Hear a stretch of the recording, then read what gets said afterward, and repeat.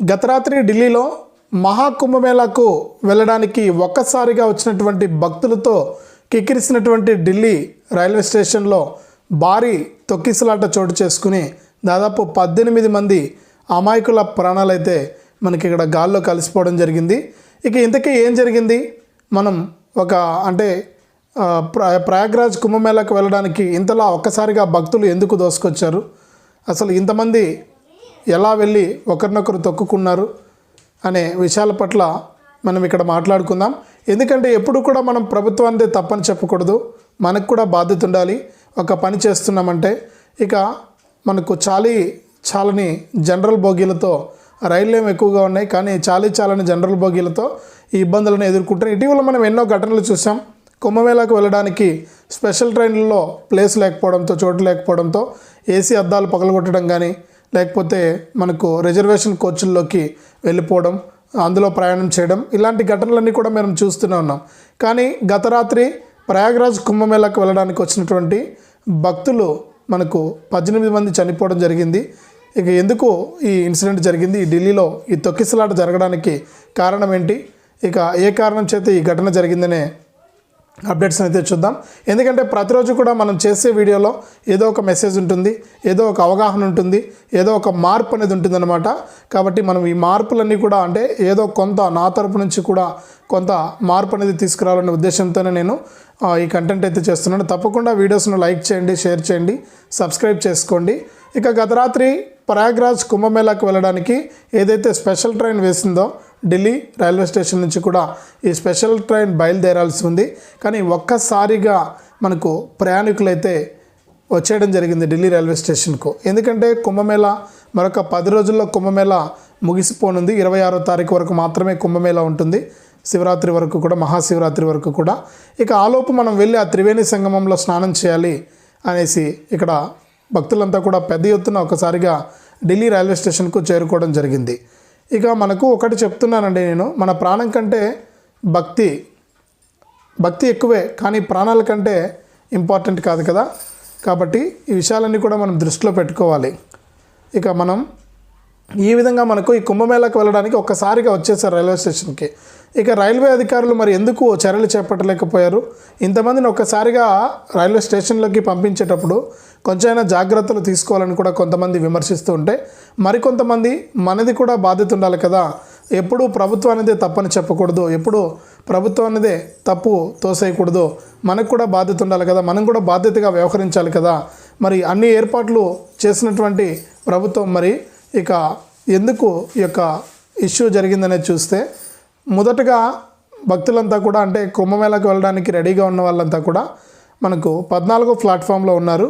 తర్వాత ఒక్కసారిగా అనౌన్స్మెంట్ అయితే వచ్చింది, 16వ ప్లాట్ఫామ్ పైకి మీరు వెళ్ళాలి, అక్కడ ఆ ప్లాట్ఫామ్ పైన అయితే ట్రైన్ వస్తుందని కూడా అక్కడ అనౌన్స్మెంట్ ఇవ్వడంతో, అలాగే కొంతమంది ఏం చేశారంటే ట్రైన్ రద్దు అయిపోయింది ఇలా వదంతులన్నీ కూడా వ్యాపించాయన్నమాట అక్కడ కొద్దిసేపట్లోనే. ఇక లాస్ట్లో ఫైనల్గా ఈ అనౌన్స్మెంట్ వచ్చేసరికి ఈ 14, 15 ప్లాట్ఫామ్లో ఉన్నటువంటి వారంతా కూడా ఒక్కసారిగా బ్రిడ్జ్ పైకి వెళ్ళిపోవడం జరిగింది. ఇక ఆ బ్రిడ్జ్ పైన వెళ్ళే క్రమంలో ఒకరినొకరు తోసుకోవడంతో ఆ బ్రిడ్జ్ పైన నుంచి కూడా చాలామంది కింద పడిపోయారు. ఆ కింద పడిపోయిన ఘటనలో భాగంగా వీళ్ళంతా ఎప్పుడు ఒకరినొకరు తోసుకున్నప్పుడు చిన్నపిల్లలు కానీ, మహిళలు కానీ వాళ్ళంతా అక్కడ ఊపిరాడక ఆ కాళ్ళ కింద పడి నలిగిపోవడం జరిగింది. ముఖ్యంగా ఈ దృశ్యాలను చూస్తుంటే హృదయ విదారకరంగా ఉన్నాయి. మనకు నేను ముందుగా చెప్పినట్లు భక్తి ఉండాలి, భక్తి ఎక్కువే, కానీ మన ప్రాణం కంటే ఎక్కువ కాదు కదా. కాబట్టి ఇలాంటి చోట్లకు వెళ్ళినప్పుడు మన బాధ్యత కూడా ఉండాలి. నేను ముందు వీడియోలో కూడా చెప్పాను, కుంభమేళాలో ఇష్యూ జరిగినప్పుడు, స్టాంపేడ్ జరిగినప్పుడు, తొక్కిసలాట జరిగినప్పుడు కూడా నేను ఇదే విషయాన్ని స్పష్టం చేశాను. ఇక చాలా జాగ్రత్తగా ఉండాలి, ఎప్పుడు కూడా మనం ప్రభుత్వాల మీద తప్పు వేయకూడదు. ఇక ప్రభుత్వం కూడా మనకు జనరల్ బోగీలు చాలా లేవు, కానీ ఇక్కడ చెప్తున్నది ఏంటంటే 1500 జనరల్ టికెట్లు జారీ చేశారని, మళ్ళీ తగినటువంటి రైళ్ళ పెట్టెలు లేవని కూడా ఇక్కడ మనకి ఇక్కడ ఏదైతే తొక్కిసలాట జరిగిన తర్వాత అక్కడ వాళ్ళు మాట్లాడుకోవడం జరిగింది. ఇక మొత్తానికైతే చాలా పెద్ద బాధాకరమైనటువంటి విషయం. మన ప్రధాని మోదీ గారు కూడా ఈ విషయం పట్ల చాలా చింతించడం జరిగింది. ఇక క్షతగాత్రులు అలాగే మనకు 18 మంది అయితే చాలా బాధాకరంగా ఈ చిన్నపిల్లల నుంచి కూడా అందరూ కూడా కాళ్ళ కింద నలిగి చనిపోవడం జరిగిందనమాట. ఈ విధంగా ఢిల్లీలో గత రాత్రి ఈ యొక్క ఇన్సిడెంట్ మన దేశాన్ని కుదిపేసింది. మన దేశ రాజధానిలో ఇలాంటి ఘటన జరగడం నిజంగా చాలా దురదృష్టకరం. తర్వాత మరి ఎందుకు ఇంత గజిబిజి అయింది, ఎందుకు ఇలా జరిగిందనేది చూస్తే మనం ముందుగా చెప్పుకున్నట్లు ట్రైన్ అనౌన్స్మెంటు గందరగోళంగా ఉండడం, అలాగే ఒకరిద్దరు అక్కడ వదంతులు వ్యాపింపజేయడం, దీనివల్ల అయితే ఒక్కసారిగా పరిగెత్తి వెళ్ళడంతో ఇష్యూ జరిగిందని కూడా ఇక్కడ నిఘా వర్గాలు అయితే తేలుస్తున్నాయి. మరి చాలామంది ఇక్కడ రావడం ఏంటంటే, మన భారతీయ రైళ్లలో ప్రయాణించే వాళ్ళు ఏంటంటే చాలామంది టికెట్లు తీసుకోకుండా ప్రయాణం చేస్తారు. ఇక్కడ ఢిల్లీలో కూడా అదే జరిగిందని చెప్తున్నారు అధికారులు. ఇక చాలామంది టికెట్లు లేని ప్రయాణికులంతా ఒక్కసారిగా లోపలికి దూసుకురావడంతో మనకి ఘటన జరిగిందని కూడా అక్కడ ప్రత్యక్ష సాక్షులు అయితే చెబుతున్నారు.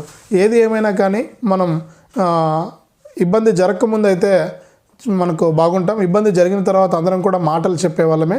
కాబట్టి ఇలాంటి ప్లేసులకు వెళ్ళేటప్పుడు ఎప్పుడైనా సరే మీరు ఇక్కడికే కాదు, ఇలాంటి పుణ్యక్షేత్రాలకు వెళ్ళినప్పుడు కానీ ఇలాంటి ఎక్కడికైనా ఈ రద్దీగా ఉన్నటువంటి ప్రదేశాలకు వెళ్ళినప్పుడు మన జాగ్రత్తలో మనం ఉండాలి. మనం అందరం కూడా సేఫ్గా వెళ్ళాలి, సేఫ్గా రావాలి. ఇక ఎవరు తీసుకొస్తారో చెప్పండి, ఈ 18 మంది ప్రాణాలను వెనక్కి తీసుకురాలేం కదా. ఇక ఈ సంఘటన జరిగింది, చాలా బాధాకరం అనిపిస్తుంది. కాబట్టి నేను ఈ వీడియో అయితే చేశాను. కాబట్టి ఎప్పుడు కూడా ప్రభుత్వానికి తప్పని మనం చెప్పకూడదు. ఇక రైల్వే శాఖ కూడా తగినన్ని ఏర్పాట్లు చేస్తుంటే బాగుండేదని నా అభిప్రాయం. ఈ యొక్క ఇన్సిడెంట్ పైన మీ అభిప్రాయాన్ని కూడా తెలియజేయండి. ఎందుకంటే మనం ఎక్కడో ఎన్నో చోట్లకు వెళ్తూ ఉంటాం, వస్తూ ఉంటాం. ఇలాంటి ఘటనలోనే మన ఫ్యామిలీనో లేకపోతే మన బంధువులు ఎవరో ఒకరు చిక్కుకుంటే మనకి ఎంత బాధ అనిపిస్తుంది చెప్పండి. కాబట్టి ఇలాంటి ఇష్యూస్ అన్ని కూడా మీరు తెలుసుకోవాలి. ఎప్పుడు కూడా మనం ఎక్కువ రద్దీ ఉన్నటువంటి ప్రదేశానికి కానీ, ఎక్కువ రద్దీ ఉన్నటువంటి మనకు ఒక ఎక్కడికైనా వెళ్తున్నామంటే అక్కడ చాలా మనం జాగ్రత్తగా ఉండాలి, ఆచితూచి వెళ్ళాలి.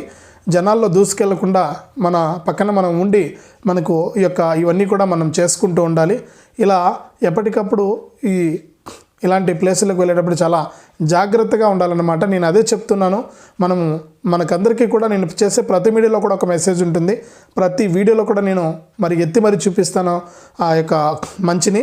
కాబట్టి మీరు ఇలా జాగ్రత్తగా ఉండాలి ఇలాంటి చోట్లకు వెళ్ళినప్పుడని ఈ వీడియో సందేశం అనమాట.